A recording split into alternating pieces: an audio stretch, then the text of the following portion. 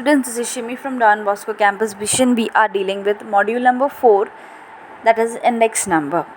And today's topic is regarding wholesale price index number. In short, we can call it as WPI.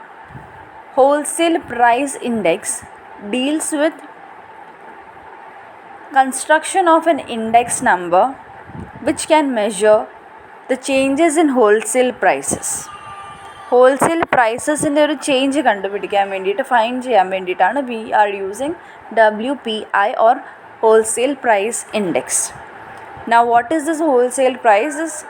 It is the price of a commodity, any commodity that is traded between, it can be either traded by corporations, it can be either traded by the wholesale department, or it can be traded by retailers. Wholesale price index is used as a measure of inflation and physical and monetary policy changes. So now this inflation is what? Inflation rate. Inflation rate is basically the difference between wholesale price index calculated at the beginning and the end of the year. We are dealing with some commodities which is produced in a country during a year. So this rate or inflation rate is basically the difference between the start of the year and the end of the year. Now the percentage, it can be either increase in the percentage or it can be a decrease in the percentage.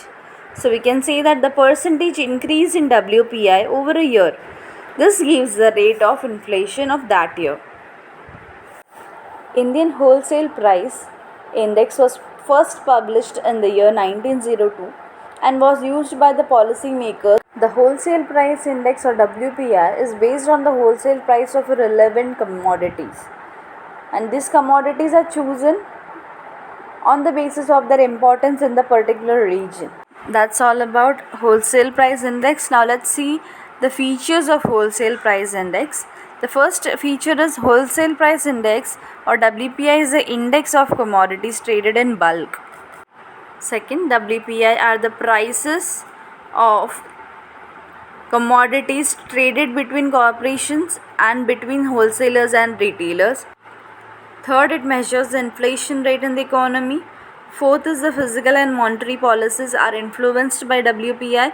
Fifth, the prices of goods bought by the consumer are never included in wholesale price index. Sixth is only selected commodities are included in construction of WPI. Now for an example, in the year 2011 to 2012, a WPI was carried out. WPI, wholesale price index, was calculated in the year 2011 to 2012. So the inflation rate was also calculated. That is how the changes or the differences, it can be increase or it can be decrease. The difference between these is used to calculate the inflation rate.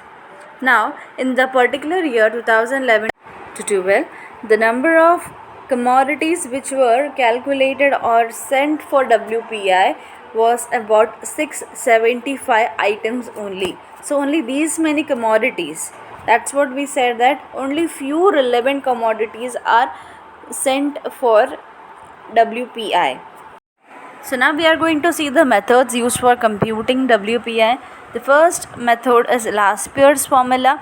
This is one of the most popular methods used in the construction of wholesale price index. Under this method, index number is calculated on the basis of wholesale value of the commodity for the purpose that the quantity of the base period is taken as weight. So we can say that the formula of Laspeyres is again we are going to use in WPI, and here we are going to take the base period as the weight. So weighted methods, Laspeyres formula we are going to use.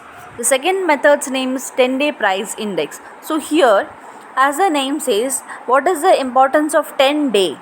Now we are going to divide our commodities into a group of 10-day, and we are going to survey them every 10 days through telephone. So these prices we name it as sample prices. So basically 10 days differences we are going to analyze. Utilizing the data retrieved by this procedure and with assumption, here we assume that whichever is not surveyed, that is remaining unchanged, and a 10-day price index is compiled and released. For example, if we are using 10-day price index for monthly basis, so when we divide a month into 10 days, we are going to have 3 slices, that is 1 to 10, 10 to 20, 20 to 30.